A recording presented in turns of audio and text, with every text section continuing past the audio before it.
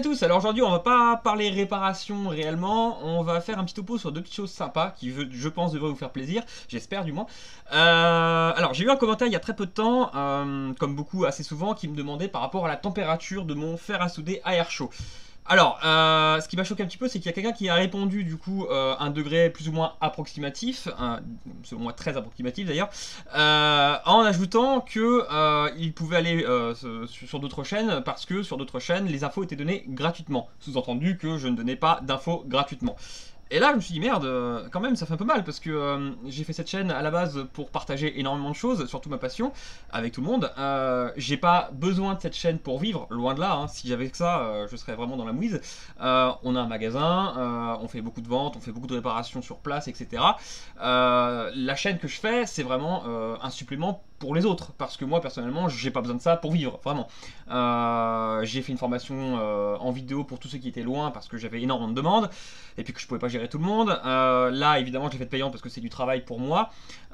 Mais le point important pour moi, en fait, c'est, pour revenir à la température, si je ne donnais pas la température, c'est pas pour vous faire chier, c'est pas pour ne pas vouloir vous le donner, je m'en fous. C'est surtout pour un but très important, l'apprentissage. C'est-à-dire que quand j'ai commencé la micro-soudure, j'ai forcément fait des erreurs comme tout le monde. Il faut savoir que c'est grâce à ces erreurs qu'on apprend. Il n'y a pas d'autre solution, c'est triste à dire, mais il n'y a que ça. On fait des erreurs et on apprend grâce à ces erreurs. Si je vous donnais la température exacte que j'utilise, et d'ailleurs je vais le faire, comme ça on va régler le problème une bonne fois pour toutes, mais si je vous donnais tout de suite la température, vous vous diriez chouette, c'est bon, je vais utiliser la température qu'il utilise, sauf que vous allez vous rater. Parce que si vous demandez la température, c'est que forcément vous êtes débutant ou que vous manquez encore d'expérience. Ce qui est normal, il n'y a pas de problème, moi aussi j'ai commencé comme ça, je suis passé par là. Mais du coup, si je vous donne la température exacte que j'utilise, étant donné que j'ai ma technique, que je suis, désolé de le dire, mais avec l'expérience, je suis devenu précis et rapide, si je vous donne la température que j'utilise, vous allez vous prendre plus de temps pour faire ce que vous allez vouloir faire. Et du coup, vous allez chauffer trop longtemps avec une température qui ne sera pas adaptée. Et donc vous allez faire des dégâts et je m'en voudrais parce que je me dirais à cause de moi ils vont abîmer des cartes mères qui sont censées être réparables. Ça je l'accepte pas. Voilà, c'est moi parce que j'ai mon caractère et que je préfère que vous preniez le temps de vous entraîner sur des cartes qui ne valent plus rien comme des bloqués cloud etc ou qui sont déjà HS. C'est ce que j'ai fait. Achetez une carte mère cloud, entraînez-vous sur la température et prenez votre temps, enlevez un composant, rebillez-le, ressoudez-le, essayez de voir si le téléphone démarre. Mon téléphone démarre toujours, j'ai rien abîmé. Est-ce que j'ai bien le son, est-ce que j'ai bien les caméras, etc., etc. Bon, je sais que quand il est cloud, on peut pas tout tester, mais déjà on peut tester pas mal de choses. Moi, c'est comme ça que j'ai fait. J'ai bousillé. Finalement, j'ai eu la chance, j'ai pas bousillé beaucoup de cartes mères au départ, mais j'ai bousillé que des cartes mères quasiment qui étaient cloud. J'ai fait exprès, parce que comme je voulais apprendre, je me suis dit je vais acheter des cartes mères qui ne valent plus rien, forcément, plutôt que de prendre des cartes mères qui sont à des personnes qui pensent qu'on va pouvoir les réparer, et puis de leur rendre une carte mère qui n'est plus fonctionnelle parce que je l'aurais abîmée parce que je m'entraînais. Ça, c'est pas cool. Il y en a beaucoup qui vont vouloir faire ça, et je suis pas vraiment d'accord avec ça. Entraînez-vous, c'est super important, mais entraînez-vous sur des téléphones qui sont là pour ça, en quelque sorte, sur des cartes mères qui sont HS. Donc, pour répondre à cette question de cette personne qui malheureusement pensait que je donnais des informations un petit peu payantes ou je ne sais quoi, ça m'a vraiment fait mal. Je me suis dit merde quand même, c'est dommage parce que toutes les vidéos que je fais sont là pour que ceux qui veulent apprendre puissent apprendre et découvrir des choses. Je suis pas là pour essayer de gagner de l'argent avec ça. Non, je suis quelqu'un de très terre à terre, j'ai pas besoin de tout ça. Donc pour répondre à cette question, on va profiter de ce petit système là, donc qui est un petit senseur de température digitale, hein, tout simplement. Et on va prendre mon fer à souder CMS et on va parler évidemment de pas mal de petites choses importantes par rapport à tout ça. Parce que, encore une fois, si je le fais, c'est pas pour que vous fassiez des bêtises derrière. Vous allez bien retenir tout ce que je vais pouvoir vous dire par rapport à ça. Et évidemment, vous allez vous entraîner. Je veux vraiment que vous vous entraîniez. N'utilisez pas les informations que je vais vous donner pour vous dire ouais, chouette, je connais la température, je vais tester tout de suite sur une carte mère d'un client. Ah non, s'il vous plaît, faites pas ça. Alors, c'est parti. Donc, on va utiliser le petit fer à souder CMS. Je vais allumer mon petit système de température. Donc là, il me dit qu'il fait 17 degrés 1. J'ai de la chance, il fait un peu frais. Et je vais donc prendre mon CMS, je vais le mettre à la température que j'utilise habituellement, c'est-à-dire, et là, suspense, 400 degrés. J'utilise mon fer à souder en général à 400 degrés pour dessouder des composants et ressouder en général, mais c'est pas le plus important. Le plus important, évidemment la température est importante, on est bien d'accord, mais il n'y a pas que ça. Il va y avoir le souffle d'air, il va y avoir la température ambiante dans la pièce, il va y avoir l'angle que vous allez utiliser lorsque vous allez chauffer votre composant, il va y avoir la taille du composant, il va y avoir énormément de choses à prendre en compte, la vitesse de l'air, etc., etc. Alors je ne vais pas parler de tout ça parce que, encore une fois, ça c'est l'expérience, entraînez-vous avec votre appareil, il n'y a plus que ça à faire, hein. Mais voilà, on va au moins vous donner la température, comme ça tous ceux qui pensent que je donne des informations payantes ou je ne sais quoi, pour dire ah en fait il a fini par parler des températures. Oui je le fais parce que je me rends compte qu'en fait j'ai l'impression que les gens pensent qu'il n'y a que ça. Ne croyez pas ça. Alors donc là j'ai mon petit CMS qui est en route à 400 degrés. Je mets la température en entrée de buse et je suis donc en réel à 427, 400, ouais, entre 425 et 427 hein, en gros selon comment je place le senseur. Donc voilà, la température que j'utilise donc en réel est donc de 427 degrés. Encore une fois, on va répondre à notre question. Pourquoi je ne donnais pas la température? Parce que comme vous le voyez, mon appareil est calibré à 400 et finalement j'ai 427. J'ai donc quand même 30 degrés d'écart. C'est pas rien déjà. Et pourtant le mien, je l'ai calibré grâce à ça il y a longtemps, parce que je le faisais de temps en temps. Il faut savoir que les miens je les calibre, et quand on les vend en boutique, ce qu'on vend là, on les calibre manuellement, comme ça vous êtes tranquille, arrivez chez vous, quand vous demandez 400 degrés, vous avez environ 400 degrés, avec évidemment une différence. Bon là je pense que c'est parce que ça fait longtemps que j'ai pas calibré. Quand vous achetez un CMS haut de gamme, bas de gamme, moyenne gamme, ce que vous voulez, la température en général est calibrée plus ou moins bien selon les ateliers dans lesquels ils sortent, etc. etc. J'ai même eu un pro un jour qui m'a laissé un commentaire par rapport à ça en me disant que mon CMS n'était pas bien. J'ai pas répondu, mais je vais le contredire tout de suite en lui expliquant que non, mon CMS est relativement correct. Il n'est pas cher, certes, mais j'ai pas besoin d'un truc beaucoup plus cher, j'ai pas besoin du haut de gamme. Après, s'il y en a qui veulent se faire plaisir et prendre du haut de gamme, faites-vous plaisir, franchement, j'ai que ça à dire. Tout comme moi, je m'étais fait plaisir avec 2-3 outils qui sont pas forcément nécessaires, mais c'est toujours agréable d'avoir du beau matériel. Un CMS, pour qu'il soit bien, il faut que la température soit constante, c'est-à-dire que ça doit rester toujours environ à la même température, à on va dire 3 degrés près. Si vous avez des trop grosses chutes et hausses de température, votre CMS il est soit nul, soit bon pour la poubelle parce qu'il est usé. Ça peut arriver. Ensuite, ce qui rentre en compte, évidemment, ça va être le ventilateur qui va souffler l'air. Donc certains sont à compresseur, donc il y a carrément un système d'air qui est à l'intérieur du CMS, et d'autres sont à ventilateur comme le mien. Après, voilà. Après moi je suis très bien avec ça. Il faut vérifier que le flux d'air va être vraiment constant et que la chaleur va être constante. Si c'est pas le cas, vous avez un CMS usé ou de mauvaise qualité. Après, si vous voulez faire le test avec un CMS de haute qualité, techniquement, il sera calibré d'usine. C'est ce qui fait que vous payez un peu plus cher, c'est que voilà, le calibrage que je fais moi-même, en gros, vous l'avez déjà quand vous avez acheté du JBC ou je ne sais quoi comme marque, mais au final, ça fera le même travail. Donc voilà, ça c'est mon avis sur la question. Après, chacun pense et fait ce qu'il veut. Donc voilà, pour en revenir à la température, voilà, donc moi je suis à 423 degrés. Il faut savoir que quand je dessoude un composant, encore une fois, je suis relativement rapide parce que j'ai l'habitude, c'est normal.